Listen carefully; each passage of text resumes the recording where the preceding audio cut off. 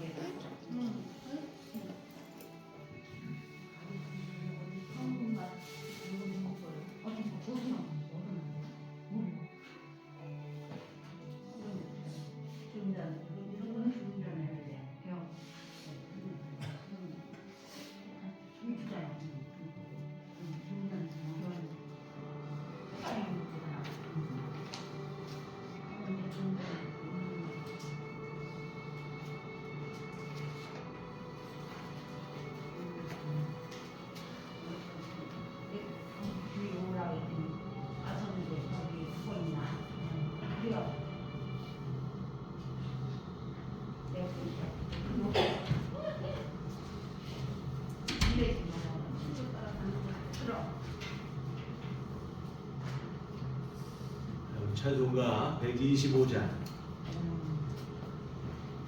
찬송가 125장 찬송하시고 우리 시작하시도록 하겠습니다.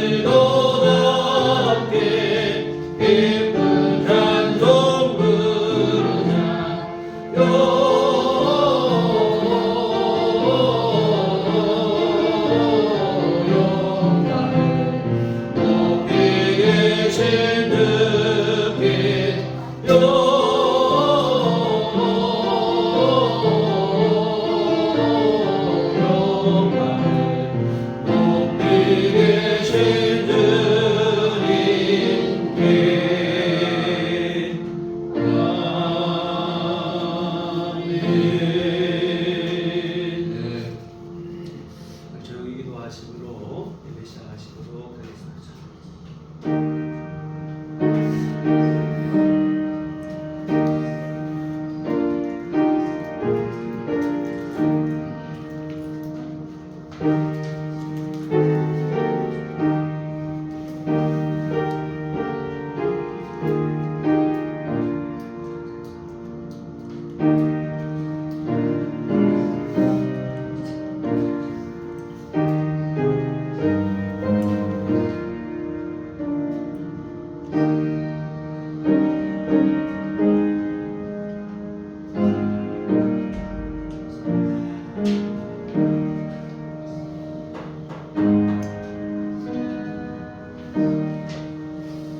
할렐루야. 여호와의 이름을 찬송하라. 여호와의 종들아 찬송하라.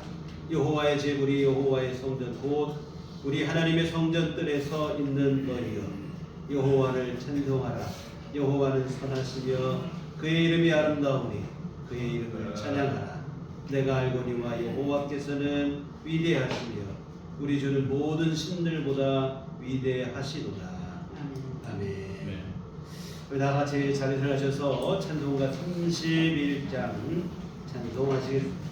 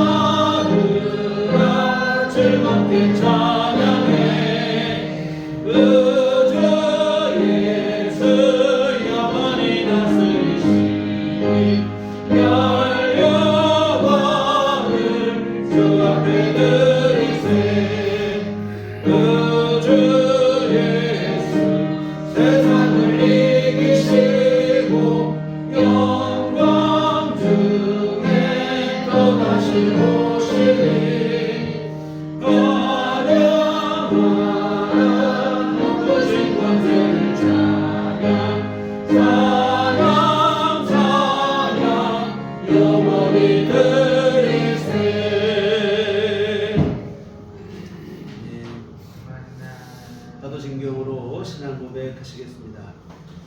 전도하사 천지를 만드신 하나님 아버지를 내가 믿사오며 그의 아들 우리 주 예수 그리스도를 믿사오니 이는 성령으로 잉태하사 동정녀 마리아에게 나시고 본디오 빌라도에게 고난을 받으사 십자가에 못 박혀 죽으시고 장사한 지 사흘 만에 죽은 자 가운데서 다시 살아나시며 하늘에 오르사 전능하신 하나님 편에 앉아 계시다가 소리로서 산자와 죽은 자를 심판하러 오시리라. 성령을 믿사오며 거룩한 공예와 성도가 서로 교통하는 것과 죄를 사하여 주시는 것과 것을 믿사옵나이다. 아멘.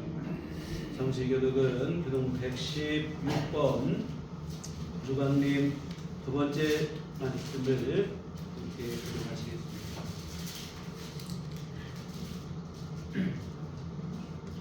이새의 줄기에서 한 싹이 나며 그 뿌리에서 한 가지가 나서 결실할 것이요 그의 여호와여 지혜와 총명의 영이요 온유과 지능의 영이요 지식과 여호와를 경외하는 영이 강림하시리니 그가 여호와를 경외하고 즐거움을 생각하시며 그의 눈에 보이는 대로 심판하지 아니하며 그의 귀에 들리는 대로 판단하지 아니하며 공의로 가난한 자를 심판하며 정직으로 세상에 교만한 자를 판단할 것이며 그의 입에 막대기로 세상을 치며 그의 입술의 기운으로 악인을 죽일 것이며 공의로 그의 허리띠를 삼으며 성실로 그의 몸의 띠를 삼으리라. 그때 이리가 어린 양과 함께 살며 표범이 어린 염소와 함께 누우며 성화대와 어린 사자와 살찐 짐승이 함께 있어 어린아이에게 흔들며 암소와 곰이 함께 먹으며 그것들의 새끼가 함께 엎드리며 사자가 소처럼 꿀을 먹을 것이며 젖먹는 아이가 뱃사의 구멍에서 장난하며 젖대가니까 뱃사의 그릇에 손을 넣을 것이라. 내 거룩한 산 모든 곳에서 해됨도 없고 상함도 없을 것이니 이는 물이 바다를 덮은 것 같이 여호와를 아는 지식이 세상에 충만할 것입니다. 그날에 이새의 뿌리에서 한 싹이 나서 만민의 기치로 설 것이요 열방이 그에게로 돌아오니 그가 거한 곳이 영광으로리라. 아멘. 신약은 찬송가 4장입니다.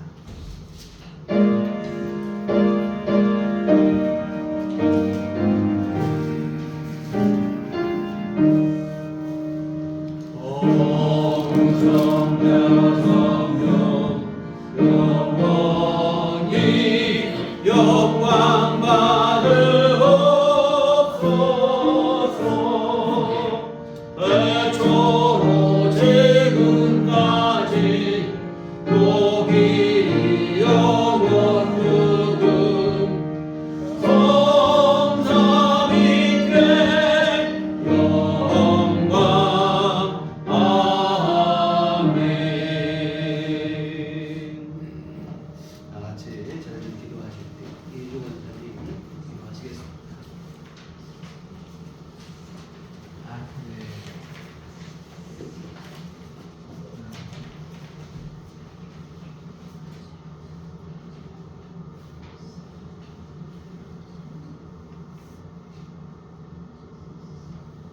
여호와 하나님 아버지 감사합니다. 한 해가 저물어가는 12월 둘째 주님의 날에 더욱 특별한 의미를 가지고 주님 앞에 머리를 숙이게 됩니다. 이 시간 혼란하고 혼탁한 세상에서 흐트러졌던 우리들 마음을 하나로 모아주시고 경건한 마음으로 주님께 예배드릴 수 있는 정결한 심령을 저희들에게 허락하여 주시옵소서. 사랑의 주님, 먼저 12월은 하나님께 무한히 감사하는 달이 되게 하십시오.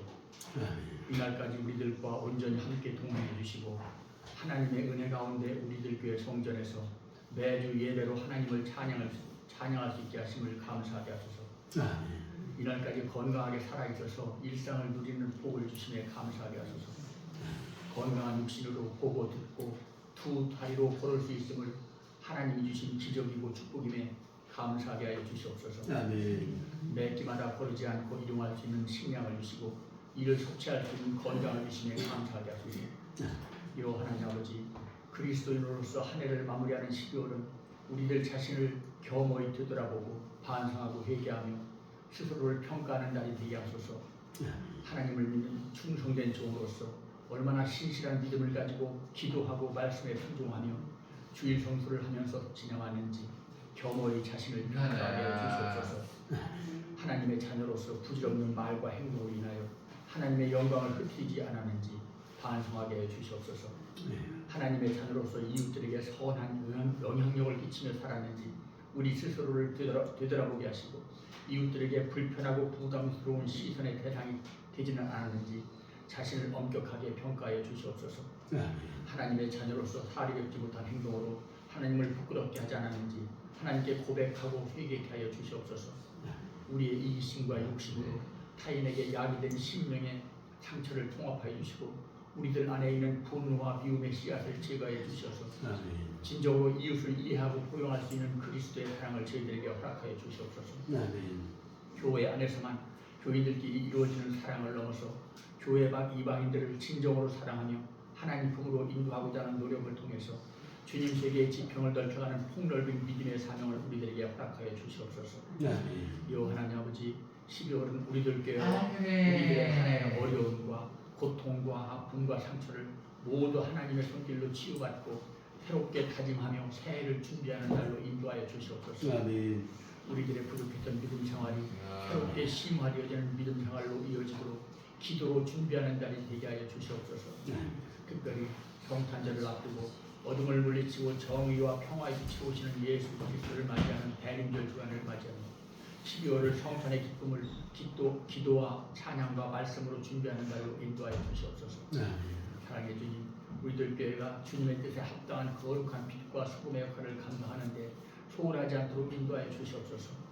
우리들 교회 안에 있는 각각의 성도가 모두 교회가 되게 하시고 우리들 교회 안에 거룩한 성도가 되게 하시며 세상 속에서 주님의 빛을 비추는 하나님의 자녀로 우뚝 서서 살아가게 하여 주시옵소서. 세상 사람들이 우리들의 삶을 바라다보고 주님을 경험하고 주님의 사랑과 자비를 즐겁게 하여 주시옵소서. 세상의 유혹과 어려움 속에서도 우리들 교회 성도들이 굳건히 믿음을 지키는 하나님의 거룩한 백성이 되게 하여 주시옵소서. 우리의 인생길 내내 주님의 은혜 안에서 신실한 믿음의 여정이 되게 하시고 믿음의 길 위에서 주님을 더욱 깊게 만나게 하여 주시옵소서.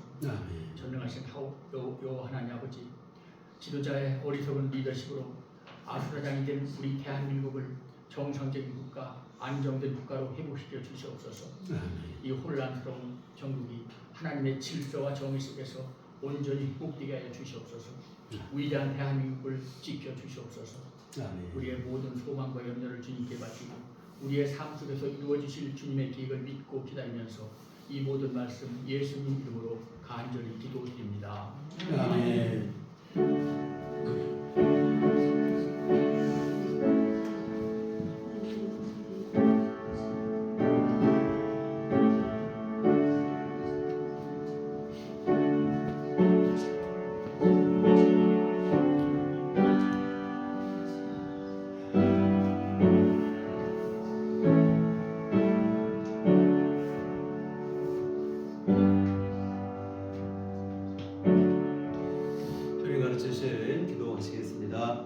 하늘에 계신 우리 아버지여, 이름이 거룩히 여김을 받으시오며 나라의 마옵시며 뜻이 하늘에서 이룬 것 같이 땅에서도 이루어지이다. 오늘날 우리에게 일용할 양식을 주옵시고 우리가 우리에게 죄 지은 자를 사하여 준 것 같이 우리의 죄를 사하여 주옵시고 우리를 시험에 들게 하지 마옵시고 다만 악에서 구하옵소서. 내게 나와 번제와 영광이 아버지께 영원히 싸움나이다. 아멘. 오늘 우리 주신 하나님 말씀 구약성경 열왕기하 14장 23절에서 27절까지 말씀 보시도록 하겠습니다. 열왕기하 14장 23절부터 27절까지 말씀 우리 다 같이 한 목소리로 합독하시겠습니다. 유다의 왕 요아스의 아들 아마샤 제15년에 이스라엘 왕 요아스의 아들 여로보암이 사마리아에서 왕이 되어 41년간 다스렸으며 여호와 보시기에 악을 행하여 이스라엘에게 범죄하게 한 느밧의 아들 여로보암의 모든 죄에서 떠나지 아니하였더라. 이스라엘의 하나님 여호와께서 그의 종 가데벨 아mit대의 아들 선지자 요나를 통하여 하신 말씀과 같이 여로보암이 이스라엘 영토를 회복하되 하맛 거기에서부터 아라바 바다까지 하였으니 이는 여호와께서 이스라엘의 고난이 심하여 매인 자도 없고 노인 자도 없고 이스라엘을 도울 자도 없음을 보셨고 여호와께서도 이스라엘의 이름을 천하에서 없이 하겠다고도 아니하셨으므로 요아스의 아들 여로보암 아브라함의 손으로 구원하심이었더라. 아멘. 우리 주님의 은총과 평강이 교회 여러분과 늘 함께 하시기를 기원합니다. 지난주 온 나라를 넘어 전 세계를 깜짝 놀라게 한 일이 있었습니다. 한밤중에 비상계엄 선포였는데요. 다행히 몇 시간 만에 해제가 되었지만 이게 도대체 21세기 자유민주국가인 대한민국 안에서 일어날 수 있는 일인가 싶은 생각이 들어요. 사실 저는 그날 원래 일찍 잠을 자는 바람에 계엄 선포 해제를 모르고 있다가 다 지난 후에야 알았습니다. 새벽기도 나가려고 일어났는데 카톡이 하나 와 있는 거예요. 친구 목사님이 계엄 관련 뉴스를 보낸 것인데 가짜 뉴스인 줄 알았어요. 그런데 알고 보니까 사실이었습니다. 마이크 안 나오네 지금?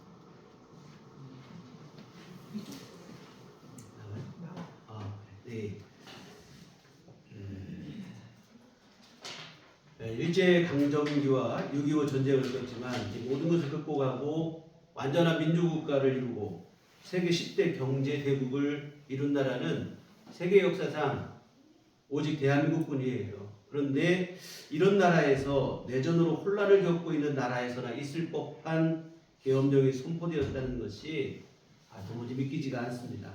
다행히 시민들의 용기 있는 행동과 국회의 발빠른 대처로 최악의 사태를 막아낼 수 있었는데요.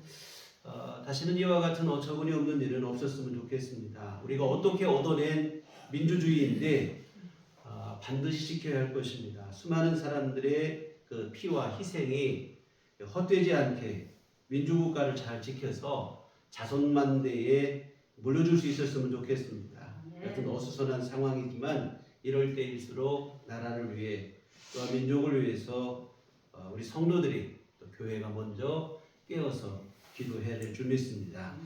자, 그럼 본문으로 들어가 보도록 하겠는데요. 오늘 본문은 북왕국의 여로보암 2세의 행적에 관한 기록입니다. 지금까지 주로 우리가 남왕국의 역사를 살펴보았는데 오늘은 북왕국의 역사를 잠깐 살펴보려고 합니다. 여로보암 2세 통치 시기를 보겠는데, 그런데 이 여로보암 2세가 북왕국을 다스릴 때 북왕국은 역사상 최전성기를 구가했어요. 국력이 신장되고 영토가 확장이 돼요. 오늘 25절에 보시면 이스라엘의 하나님 여호와께서 그의 종 가드헤벨 아미떼의 아들 선지자 요나를 통하여 하신 말씀과 같이 여로보암이 이스라엘 영토를 회복하되 하맛 어귀에서부터 아라바 바다까지 하였으니, 여기 보면 하맛 어귀에서부터 아라바 바다까지의 영토라고 하는 것은 다윗 왕, 이스라엘의 최전성기였던 다윗과 솔로몬 왕 시대의 영토를 말하는데 그 시기에 버금가는 영토를 회복을 했어요. 사실 북왕국의 역사를 보면 이게 혼란의 연속입니다. 정권이 오래 가지를 못해요. 쿠데타가 하도 자주 일어나가지고 여로보암 2세 뒤에 보면 한 달 만에 정권이 바뀌기도 하고 6달 만에 바뀌기도 하고 그런 혼란이 있어요. 그런데 여로보암 2세는 41년 동안 좀 안정적으로 나라를 다스리다 보니까 정치적으로 안정이 되고 여하튼 이 시기에 북왕국은 최고의 전성기를 구가하게 됩니다. 그래서 영토가 확장이 되고 태평성대를 누리고 그렇게 하는데, 그런데 겉으로 볼 때는 이런데 하나님의 생각은 달랐어요. 전성기라고 말씀하지 않아요. 오히려 이스라엘이 지금 망하고 있다, 이런 얘기를 말씀하시는 거예요. 왜 하나님은 간만에 평화를 찾고 안정을 찾고 그냥 나라도 확장되고 이러는 가운데 있는데 왜 망하는 것이라고 말씀하셨는가? 첫째는 우상숭배 때문입니다. 24절에 보시면 여호와 보시기에 악을 행하여 이스라엘에게 범죄하게 한 느밧의 아들 여로보암의 모든 죄에서 떠나지 아니하였더라. 여기 보면 오늘 우리가 보시는 여로보암 왕은 이름이 똑같은 여로보암 2세고, 여기 말하는 24절에 말하는 여로보암은 이 이스라엘 북왕국 이스라엘의 초대 왕이었던 여로보암 1세를 말하는데, 우리가 이미 앞에서 보셨던 내용이에요. 여로보암은 자기의 정권을 유지하기 위해서 금송아지 우상을 만들고 금송아지 신전을 만들어 놓고 백성들로 하여금 금송아지 우상을 섬기는 일을 자행하게 했던 사람입니다. 그런데 이 여로보암 2세도 이 여로보암 1세가 만든 금송아지 우상 또 여러 기타 우상 숭배하는 일에서 벗어나지 못한 거예요. 겉으로 보기에는 정치 경제적으로 안정을 찾고 풍요로운 것 같지만 사실은 속으로 굶고 있었다 이 말입니다. 신앙이 너무나 무너진 거예요. 이 부분에 대해서 호세아 선지자가 이 시대에 책망을 했는데 이 백성이 망하고 있다. 여호와를 아는 지식이 없어서 망하고 있다. 이런 얘기를 했습니다. 다음으로 하나님이 이 시대를 망하고 있다고 하신 이유는 뭐냐면 부정과 부패 때문입니다. 부정과 부패의 죄악을 폭로했던 선지자는 아모스 선지자예요. 여로보암 2세 시대에 그 시대의 타락상을 선포했던 사람이 아모스 선지자인데, 아모스에 보면 여로보암 2세 당시의 죄악상이 고스란히 남겨져 있는데 탐욕이 가득해서 무참하게 가난한 자들을 착취해서 빈익빈 부익부의 양극화 현상이 심각했습니다. 보면 은을 받고 의인을 팔아버리고 신한 켤레 값으로 가난한 사람을 팔아버렸다는 얘기도 나오고 있습니다. 부자들이 오히려 가난한 사람의 머리에 있는 티끌마저도 욕심을 내기도 했습니다. 아버지와 아들이 한 여자와 잠자리를 하는 부도덕함이 있었어요. 또한 하나님의 전에서 기도한답시고 나와서는 고작 한다는 일이 뭐였냐면 전당 잡힌 가난한 자의 겉옷을 깔아놓고 거기에서 기도하는 일이었는데, 사실 가난한 자에게 있어서 겉옷은 의복 이상입니다. 밤에는 그 사람의 이불이 되고 낮에는 이 의복이 되고, 그래서 하나님께서는 아무리 전당 잡힌 것일지라도 이 겉옷만큼은 밤이 되면 반드시 돌려주도록 돼 있어요. 근데 이들은 밤이 되어도 돌려주지 않고 오히려 그것을 깔고 누운 거예요. 그것도 하나님의 제단 앞에서 기도한다는 미명하에 이런 일을 했습니다. 또한 여자들은 가난한 자를 학대하는 일을 일삼고 남편에게는 술을 가져오라고 하면 진탕 먹고 마셔야 되는 일을 했고, 하나님이 세우신 나시린마저도 어떻게든 미혹하여 타락하게 만들고 마는 시대였습니다. 여하튼 가는 곳마다 이런 죄가 가득해요. 그러면서도 이들의 생각은 뭐냐면 내가 하나님께 헌금을 드렸고 11조를 드렸으니 하나님이 내게 복을 주실 것이다 하는 이러한 엉뚱한 생각을 했어요. 하나님은 아모스 선지자를 통해서 말씀하시기를 그런 식이라면 아무리 예배를 드린다 한들 헌금을 하고 11조를 드린다 한들 하나님께서는 받지 않으시겠다는 거예요. 그러면서 하나님이 하시는 말씀이 뭐냐면 아모스 5장 24절에 오직 정의를 물같이 공의를 마르지 않는 강같이 흐르게 할지어다. 온갖 추악한 죄 그만 멈추고 정의를 행하고 공의를 행하라 하시는 것이었습니다. 이와 같은 겉으로 볼 때 여로보암 2세가 다스릴 당시 북왕국 이스라엘은 최전성기를 구가하는 듯 싶었어요. 그러나 이는 겉모습에 불과할 뿐이고 실상은 너무 초라하기만 합니다. 겉으로 멀쩡해 보였지만 속으로 곰고 병들어 있는 모습인데, 이 시대 경제적으로 풍성해지고 태평성대를 누기는 평안함이 있고 오히려 이런 것들이 이 이스라엘의 타락을 부추기지 않았는가 싶어요. 이 뿌리가 썩은 나무에 물을 주고 거름을 듬뿍 주면 어떤 일이 벌어집니까? 주면 줄수록 오히려 뿌리의 썩음을 재촉할 따름이라 이 말이죠. 이와 같은 간만의 번영과 안정을 누리고 있다고 이스라엘 스스로는 좋아했지만 하나님은 망하고 있다, 죽어가고 있다, 이렇게 혹평을 하시는 거예요. 지금 우리가 살고 있는 이 시대가 새겨들어야 되고 귀를 기울여야 될 말씀이 아닌가 그런 생각이 드는데요. 오늘은 이 여로보암 2세 시대에 활동했던 호세아 선지자, 아모스 선지자의 선포 중에서 호세아 선지자의 선포를 좀 함께 살펴보려고 합니다. 호세아 선지자는 뭐 다 아시겠지만 다른 선지자들에 비해서 좀 특이한 이력을 가지고 있어요. 하나님의 부르심을 받았을 때에 좀 특이한 정도가 아니라 아주 이게 뭐 고약할 정도인데요. 호세아를 선지자로 부르실 때 하나님께서 호세아에게 주신 사명이 참 이게 범상치가 않습니다. 이해하기가 어려워요. 뭐라고 하냐면 너는 결혼을 해라는 거예요. 누구와 결혼을 하냐? 당대 음탕하기로 소문난 고멜이라는 여자와 결혼을 해서 음탕한 자식들을 낳으라는 거예요. 참 이게 하나님의 말씀을 선포할 선지자에게 주어진 사명이라고 보기에는 너무 고약합니다. 한번 생각해 보세요. 요즘 목회자가 되려고 신학교를 졸업하고 이제 목회를 나갈 목사님인데 하나님께서 너 음란한 여자, 뭐 그냥 뭐 매춘부와 결혼을 하라 이렇게 한다면 이게 이해가 되겠냐 이 말입니다. 그러나 어쨌든 호세아는 하나님의 명령이니 음탕한 고멜을 아내로 삼아서 결혼을 해요. 이 결혼을 해서 자식을 낳는데 아들 둘과 딸 하나를 낳았습니다. 그런데 이 아들 둘, 딸 하나를 낳았지만 이게 진짜 내 자식인지가 모르겠어요.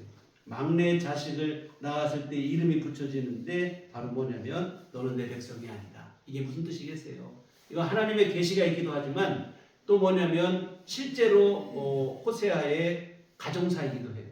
이게 내 자식인지 아닌지. 이게 진짜로 호세아의 자식인지 이 고멜이 나가서 바람 피워서 난 자식인지 알 수가 없는 거예요. 여하튼 이렇게 남의 자식인지 내 자식인지도 모르는 자식을 셋을 낳았는데 이 셋을 낳을 때마다 이름은 또 하나님이 직접 줘주시는 거예요. 그런데 그 이름이 범상치가 않습니다. 그 이름들 속에 범죄한 이스라엘을 향하신 하나님의 계시가 담겨져 있어요. 첫째 아들을 낳았어요. 근데 그 이름을 하나님이 뭐라고 하냐면 이스르엘이라 이런 이름을 주십니다. 근데 이스르엘은 뭐냐면 이 여로보암 2세 왕의 증조 할아버지가 누구냐면 예후라고 하는 왕인데 우리가 이전에 잠깐 말씀을 드렸었어요. 이 예후가 무슨 일을 했냐면 아합 왕조가 하도 범죄하니까 하나님께서 이 예후를 통해서 아합 왕조를 심판을 했습니다. 그래서 아합 왕조를 심판한 인물이 바로 예후인데 그 예후가 아합 왕조를 심판했던 장소가 어디냐면 바로 이스라엘이라고 하는 곳이에요. 그럼 무슨 얘기입니까? 하나님이 지금 하시는 말씀이 뭐냐면 아합을 심판했던 장소에서 이제 하나님께서 예후 왕조도 심판하시겠다. 뭐 그런 뜻이 담겨져 있는 거예요. 방금 말씀드린 것처럼 여로보암 2세는 예후 왕의 증손자예요. 그 예후의 왕조의 시작은 괜찮았어요. 우상을 숭배하던 아합 왕가를 심판하고 바알 숭배자들을 모두 처단하고 하나님의 마음을 시원하게 해드렸어요. 그런데 시간이 흐르면서 이들도 똑같아지는 거예요. 그러다가 여로보암 2세 당시에는 오히려 이런 죄악들이 더 심각해져요. 나라가 평안하고 모든 것이 안정되니까 오히려 더 우상 숭배하고 온갖 죄악에 빠지게 돼요. 결국 하나님께서는 이 예후 왕조를 심판하시길 것을 결심하시고 그 결심하실 뜻을 바로 이 호세아의 첫째 아들의 이름 속에 넣어놓으십니다. 둘째는 딸을 낳았어요. 근데 이름을 뭐라고 하냐면 로루하마라는 이름을 지읍니다. 이 무슨 뜻이냐면 루하마라고 하는 것은 긍휼하다 뜻인데 로는 부정적도예요. 뭐냐면 긍휼하지 않다는 거예요. 무슨 말이냐면 하나님의 심판이 있는데 긍휼 없는 심판이 임할 것이다. 무서운 심판이 임한다 이 뜻이겠죠. 그 세 번째는 아들을 낳았는데 이번에는 이름을 뭐라고 하냐면 로암미라는 이름을 줘요. 무슨 뜻이냐면 너희는 내 백성이 아니라. 이 이름들을 한번 종합해 보면 이런 뜻이 되는 거예요. 하나님께서 여로보암 2세에 북이스라엘을 심판하시겠다는 겁니다. 그런데 그 심판이 얼마나 맹렬한지 긍휼이라고 하는 것은 눈꼽만치도 찾아볼 수 없을 정도로 무서운 심판을 하시겠다는 겁니다. 그리고 그 심판의 결과는 뭐냐? 이스라엘은 지금까지 하나님의 백성으로 하나님께 삼으신 백성인데 너희는 더 이상 내 백성이 아니라 로암미는 내 백성이 아니라 이런 뜻인데 너희는 더 이상 내 백성이 아니라 이게 얼마나 무서운 심판입니까? 이게 바로 호세아서 1장의 내용입니다.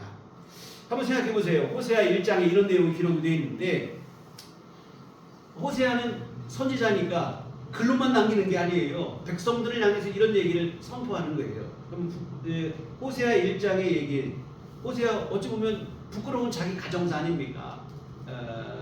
음란한 여인과 결혼해서 이게 내 자식인지 아닌지도 모를 자식을 셋을 낳고 이런 얘기.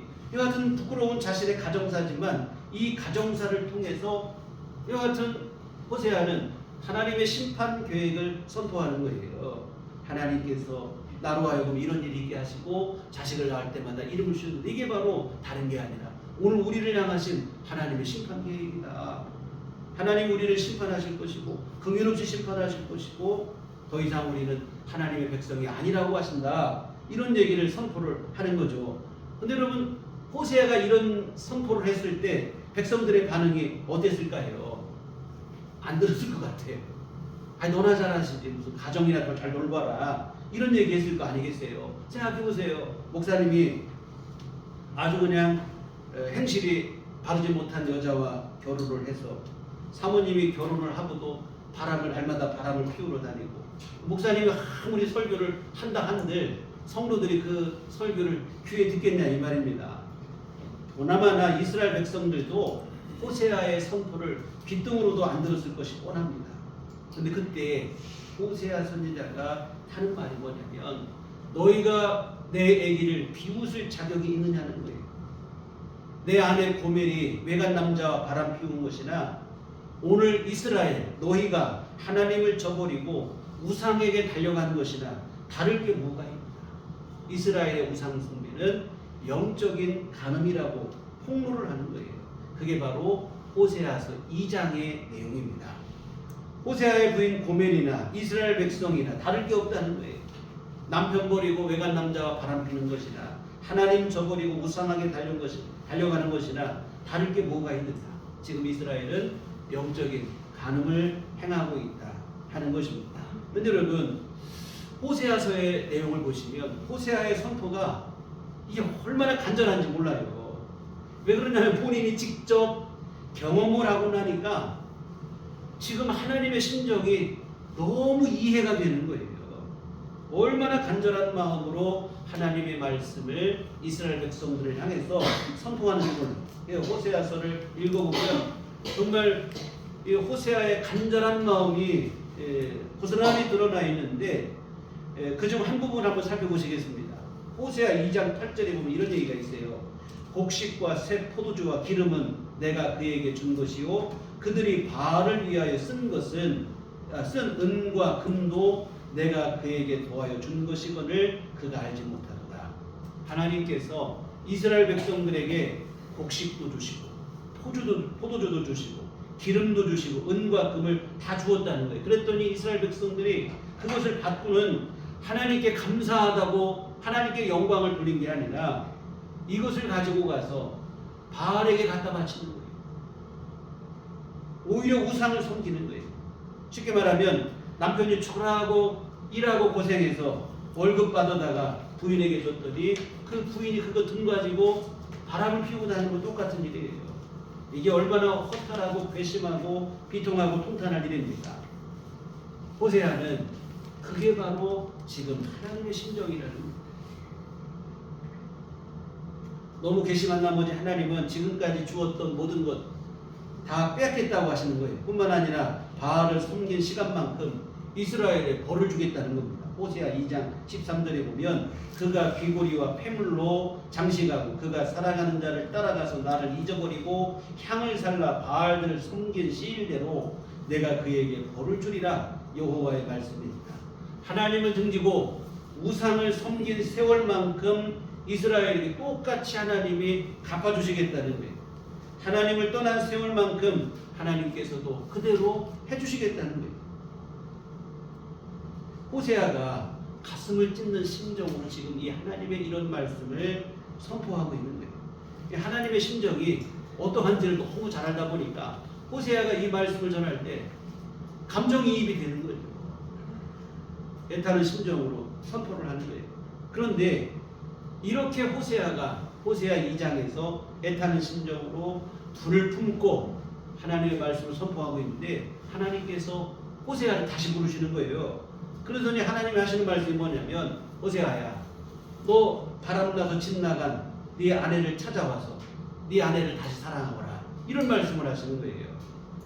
이 호세아가 결혼했던 그 고멜, 이 고멜이 평소에 행실을 버리지 못하고 그냥 결혼하고도 들랑달랑 바람을 피우다가 이번에는 아예 그냥 집을 나가서 딴 살림을 차린 것 같아요. 근데 하나님은 호세아에게 뭐라고 하냐면 네 아내가 딴 살림 차렸을지라도 너 네 아내 다시 데리고 와라. 그리고 그를 사랑해라. 하나님이 해도 넘어온 거 아니겠어요? 가혹한 명령을 하시는 거예요. 그러나 호세아는 순종하는 거죠. 딴 살림 차린 그 고멜을 자기 부인이라고 찾으러 갔어요. 근데 갔더니 함께 바람핀 남자가 뭐라고 하냐면 네 아내니까 데리고 가라. 좋다는 거예요. 그러나 한 가지 기억할 게 있다. 몸값을 지불하고 가라는 거예요. 가려면 이 부인의 몸값을 지불하고 가라. 이 기가 막힐 일이죠. 그러니까 얼마를 요구했냐면 은 15개와 보리 한 호멜을 몸값으로 내고 데리고 가라. 호세아가 기가 막히죠. 사실 자기 부인인데 오히려 바람난 남자가 하는 말이 원래 내 사람이었더니 주겠다. 돈만 내고 가라. 뭐 이런 얘기를 하는 거예요. 기가 막히죠. 그러나 어쩝니까? 하나님께서 고멜을 다시 데리고 와서 다시 사랑하라고 하니까 어처구니 없지만 호세아가 몸값을 지불하고 다시 데리고 와요. 근데 여러분 사실 이게 무슨 얘기인가 하면 사실은 이게 바로 우리 구주 예수님의 십자가 대속의 죽음을 미리 보여준 사건이에요. 여러분 오늘 우리를 죄와 사망에서 구원하시기 위해서 우리 주님께서 십자가에서 피로써 죄값을 지불하신 줄 믿습니다. 죄에 빠진 우리를 살리겠다고 우리 예수님께서 보배로운 피를 흘려 그 피값으로 우리를 죄에서 건져내신 거예요. 기가 막힐 일이죠. 우리에게는 뭐 다행스럽고 감사한 일이지만 하나님과 우리 예수님 편에서 볼 때 이거 기가 막힌 일이에요. 우리가 한 일이라고는 하나님 등지고 세상으로 빠지고 죄짓고 악한 일을 하고 이거밖에 없는데 오히려 예수님께서 우리를 건지시겠다고 생명을 바쳐서 그 목숨값으로 우리 목숨을 건져내 주신 줄 믿습니다. 이 세상에 이보다 더 귀한 은혜와 복이 없죠. 이와 같은 하나님께서 호세아에게 그런 일을 하게 하시는 거예요. 여하튼 호세아가 이런 일을 직접 경험하고 나면서 지금 하나님의 심정이 어떠한지를 더욱 깊게 이해하게 되는 거예요. 하나님이 지금 이스라엘을 붙드시고 또한 이 땅에 죄악된 세상을 붙드시고 그들을 사랑하는 것이 얼마나 힘들고 어려운 사랑을 하고 계신지를 알게 되는 거예요. 호세아 3장 1절 상반절에 이런 얘기가 나옵니다. 여호와께서 내게 이르시되 이스라엘 자손이 다른 신을 섬기고 건포도 떡을 즐길지라도 여호와가 저희를 사랑하나니. 이 외간 남자와 바람이 나서 딴살림 차린 부인이라도 다시 데려와서 사랑하라고 하신 이유는 무엇인가 하면 하나님을 등지고 우상을 섬기는 영적인 간음을 저지른 이스라엘이지만 그 이스라엘을 하나님께서 포기하지 아니하시고 여전히 사랑하시는 그 하나님의 심정을 호세아로 하여금 알게 하시기 위함이었다 이 말입니다. 하나님을 버리고 우상에게 달려간 이스라엘이지만 하나님께서는 그들을 아직도 포기하지 못하고 계시다는 거예요. 여전히 사랑하시면서 다시 돌아오기만을 기다리고 계신다는 것입니다. 참 생각해보면 도대체 하나님께서 뭐가 아쉬워서 이런 일을 하시는가? 천지를 지으시고 창조하신 절대 주권 만유의 주가 되시는 하나님께서 뭐가 부족해서 되먹지 못한 인간들을 포기하지 못하고 끝까지 사랑하시는가? 여러분 이게 참 납득이 안 되고 이해가 되지 않는 사랑 상황입니다. 이 사랑이라고 하는 것 아니고는 도무지 설명이 불가능해요. 다른 이유가 없어요. 사랑하시기 때문에 눈물을 흘리고 사랑하시기 때문에 얘를 태우시고 사랑하기 때문에 포기하지 않고 끝까지 참고 기다리시고 인내하신 거라 이 말입니다. 여러분 우리가 보면 왜 저렇게 저 사람 저러나 싶은 일들이 있을 때 보면 다른 거 없어요. 이 뭐 이해관계로 되는 게 아닙니다. 사랑하기 때문에. 사실은 그게 진짜 사랑인 줄 믿습니다. 여하튼 호세아가 몸소 이런 경험을 하고 나니까 하나님의 심정, 우리를 향하신 하나님의 사랑을 깊이 알게 되는 거예요.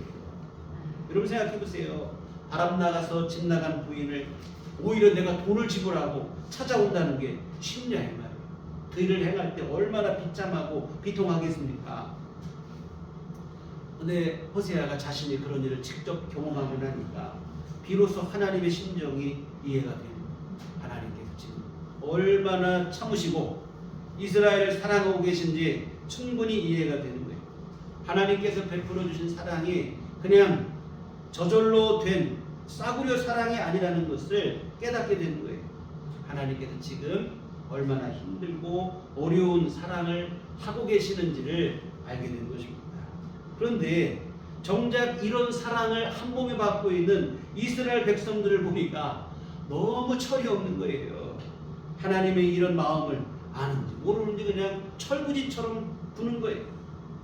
하나님께 지금 얼마나 힘겹게 참고 견디시며 이스라엘을 돌보시고 아끼시고 사랑하시는지 아무도 모르는 거예요. 하나님의 심정을 아무도 몰라요. 하나님은 이렇게 사랑 때문에 속이 타고 애가 타는데 이스라엘은 그냥 아무렇지도 않듯이 살아가는 거예요. 하나님의 사랑도 모르고 눈물도 모르고 그저 지금 잘 먹고 잘 살게 되고 나라가 태평성대를 누리니까 다 됐다고 우쭐거리면서 오히려 하나님이 아닌 우상에게 찾아가서 온갖 죄악 속에 살아가는 거예요. 오히려 하나님께서 베푸르신 은혜를 가져다가 우상에게 갖다 바치면서 우상을 섬기는 그런 일을 하고 있는 거예요. 호세아가 가슴이 터지죠. 사실은 하나님께서 그 하나님의 심정을 누구라도 좀 알고 그 하나님의 심정을 선포하게 하시려고 호세아로 하여금 그런 일을 경험하게 하신 거예요. 진짜로 호세아가 경험하고 나니까 하나님을 보니 너무 가슴이 아프죠. 이스라엘 백성들을 보면 너무 철부지 어리석은 것처럼 보이죠. 호세아 가슴이 터져요. 피를 토하는 심정으로 호세아가 입을 여는데 호세아 4장 1절 2절에 보면 이스라엘 자손들아 여호와의 말씀을 들으라. 여호와께서 이 땅 주민과 논쟁하시나니 이 땅에는 진실도 없고 인애도 없고 하나님을 아는 지식도 없고 오직 저주와 속임과 살인과 도둑질과 가는뿐이요 포악하여 피가 피를 뒤임이라. 이스라엘을 보니까 진실도 없고 인애도 없고 하나님 아는 지식도 없고 오로지 그냥 저주와 사기와 살인과 간음과 강포만 있을 뿐이라는 거예요. 하나님을 아는 지식이 도무지 없다는 거예요. 하나님이 누구신지도 모르고 하나님이 우리를 얼마나 사랑하시는지도 모르고 그 사랑 때문에 주님이 얼마나 애가 타는지도 모르고 있다는 거예요. 이에 호세아가 너무 안타까운 마음에 이런 얘기를 합니다. 호세아 4장 6절에 내 백성이 지식이 없으므로 망하는도다. 네가 지식을 버렸으니 나도 너를 버려 내 제사장이 되지 못하게 할 것이요 내가 내 하나님의 율법을 잊었으니 나도 내 자녀들을 잊어버리리라. 이 백성이 지금 지식이 없어 망하고 있다. 하나님을 아는 지식이 없어서 망하고 있다. 지금 잘 산다고 좋아하지만 좋아할 일 아니라는 거예요. 하나님도 모르고 하나님의 마음도 모르고 하나님의 사랑도 알지 못하고 망하고 있다는 거예요. 이에 호세아는 눈물로 호소하는 거예요. 호세아 6장 3절에 그러므로 우리가 여호와를 알자 힘써 여호와를 알자. 하나님을 알자는 거예요. 힘써서 하나님을 알자고 호소를 하는 거예요. 우리가 하나님에 대한 지식이 없다는 거예요. 하나님을 바로 알고 하나님을 바로 믿어야 된다는 거예요. 하나님을 알자고 할 때 호세아가 한 말 중에 가장 중요한 것은 하나님의 사랑을 알자는 거예요. 하나님이 이스라엘을 얼마나 참으시며 사랑하고 계신지를 좀 알아달라는 거예요. 하나님이 이 사랑 때문에 얼마나 애가 타고 가슴이 문드러지고 그러는지를 좀 알자는 겁니다. 왜 그렇게도 하나님의 마음을 몰라주느냐. 사랑하는 여러분, 하나님을 알 때 힘써 우리도 하나님을 알아야 될 줄 믿습니다. 하나님을 제대로 알아야 살 길이 열리는 거예요. 하나님의 심정을 모르고 하나님의 사랑을 모르기 때문에 죄만 짓다가 죽을 길로 가는 거라 이 말입니다. 사랑하는 여러분, 하나님의 마음을 아십니까? 하나님의 심정을 아십니까? 독생자를 주시기까지 우리를 사랑하신 그 크신 하나님의 사랑을 우리가 정확하고 분명하게 아셔야 될 줄 믿습니다. 여러분, 성경을 어찌 보면 우리를 향하신 하나님의 사랑 얘기입니다. 그런데 그 하나님의 사랑 얘기가 그저 아름답기만 한 동화 같은 사랑 얘기가 아니에요.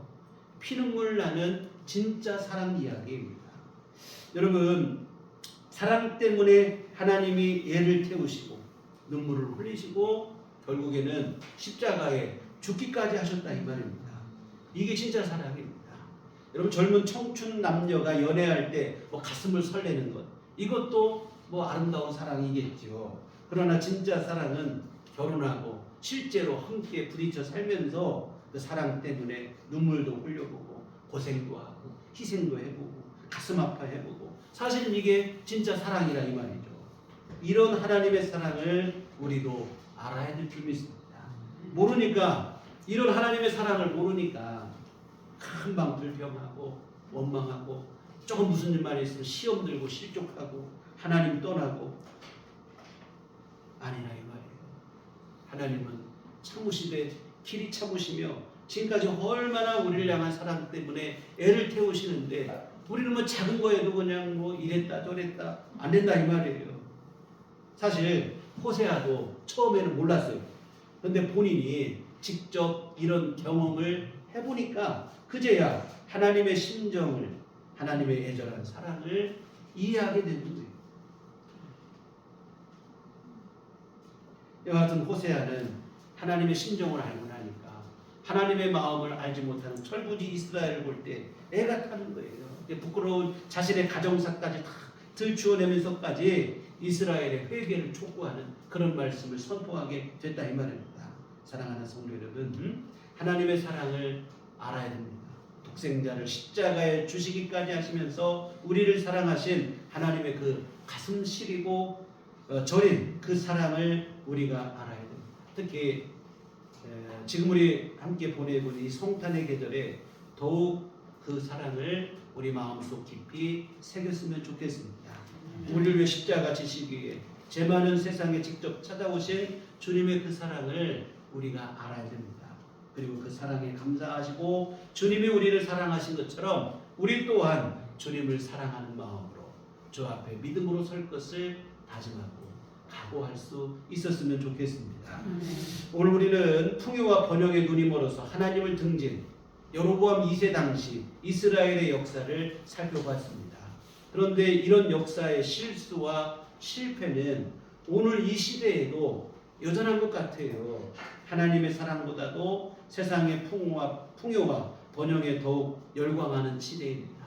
천박한 자본주의 논란에 빠져서, 의식에 빠져서 하나님보다도 믿음보다도 돈에 더 열광하는, 그 가치를 두는 그러한 시대 속에 살아가는데 무엇이 진정으로 귀한 것인지를 우리가 분명하게 알았으면 좋겠습니다.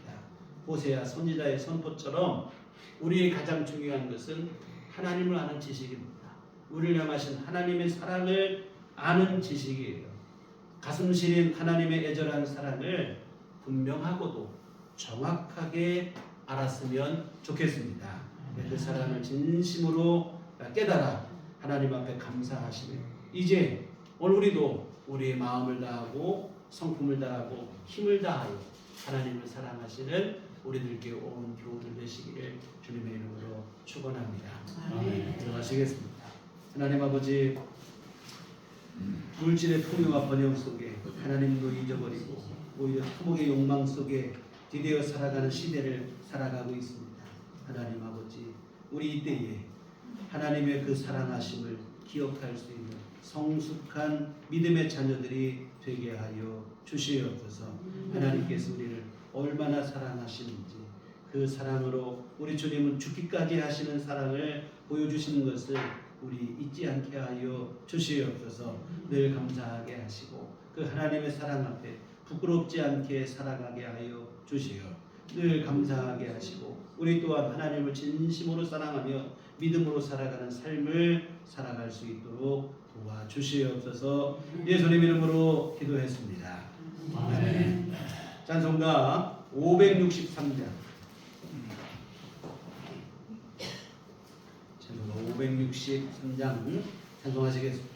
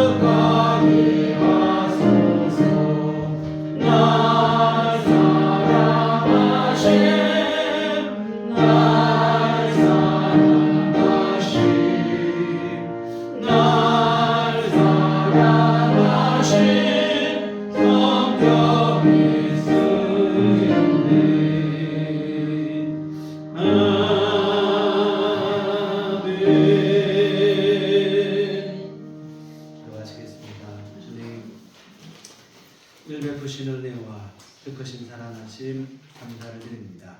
하나님의 은총 안에 우리 날마다 살아가는 것을 잊지 않게 하여 주시옵시고 더욱 주님 앞에 감사하는 마음이 되게 하여 주시옵소서.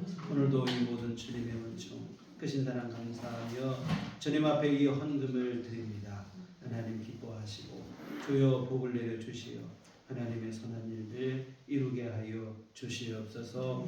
아버지 하나님 정성껏 헌금을 드리고 몸과 마음과 시간을 들여 하나님을 예배한 모든 심령들을 하나님 기뻐받아 주시옵소서. 한량없는 주의 은혜 베풀어 주시옵소서. 모든 심령들 가운데 하나님 아버지 더 큰 믿음을 주시고 우리 하나님의 그 크신 사랑하심과 그 심정을 이해하고 알 수 있을 만한 성숙한 믿음을 더하여 주시옵소서. 그래 날마다 주님 앞에 감사하게 하시고 하나님을 더욱 사랑하는 마음으로 신실한 믿음으로 신앙생활 이어가게 하여 주시옵시고 하나님께 헌신하고 충성하는 우리의 삶이 될 수 있도록 도와주시옵소서. 하나님 아버지 이 시간도 주님 앞에 간절히 간구하옵기는 주여 우리 연약한 긍휼히 여겨 주시어서 아버지 우리를 늘 주께서 돌보시고 하나님 복된 길로 인도하시기를 바라옵고 기도하옵나이다. 하나님 아버지 육신이 연약한 자에게는 건강을 내려주시고 또 우리 모두에게 날마다 하루하루 살아갈 수 있는 새 힘을 주시어서 하나님은 종 안에 건강함으로 우리 삶을 이어갈 수 있도록 도와주시옵소서. 하나님 아버지, 또한 우리의 육신에 필요한 모든 것들, 일용할 모든 것 날마다 주님께서 허락하여 주시어서 먹고 마시고 쓰고 생활하는 모든 것 가운데서 하나님의 은혜를 누리게 하여 주시옵소서.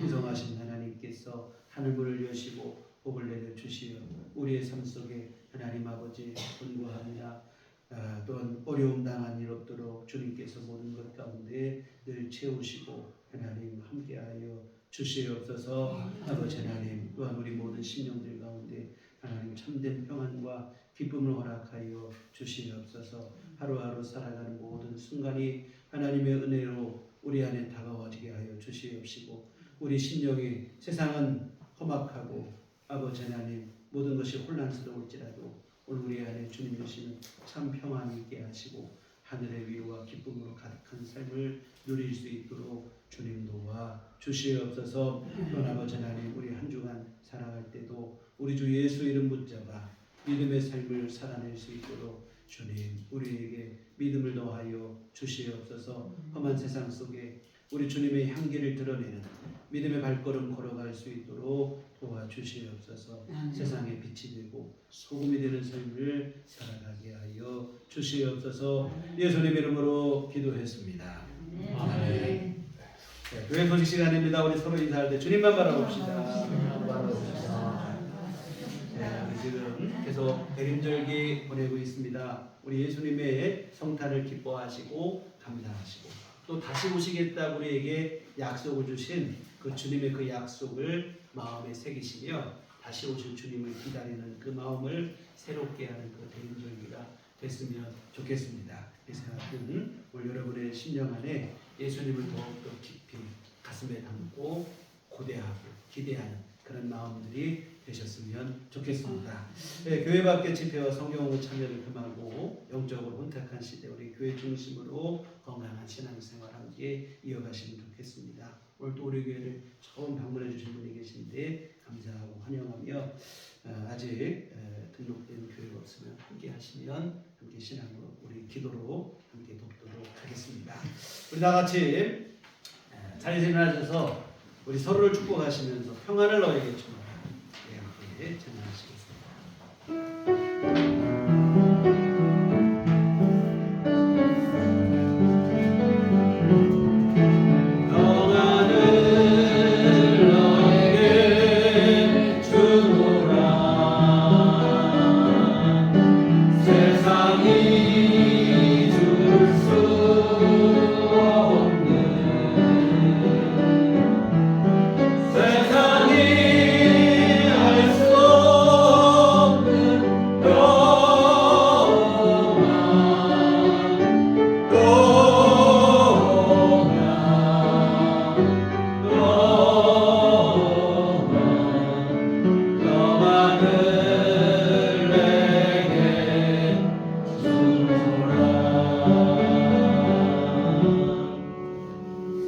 오직 성령이 너희에게 임하시면 너희가 권능을 받고 예루살렘과 온 유대와 사마리아와 땅끝까지 이르러 내 증인이 되리라. 우리가 주의 증인이 되겠습니다. 이제는 우리 주 예수 그리스도의 구속의 은혜와 하나님 아버지의 극진하신 사랑하심과 성령님의 위로교통 역사 감화감동 충만하시니 주의 피로 세우신 우리들 교회 위에와 하나님의 그 크신 사랑을 알고 그 사랑을 진심으로 감사하며 우리 또한 온 마음과 성품과 뜻을 다하여 하나님을 진심으로 사랑하기를 소원하고 다짐하는 주의 모든 자녀들의 심령 위에 지금부터 영원토록 함께 하시기를 간절히 축원하옵나이다. 아멘.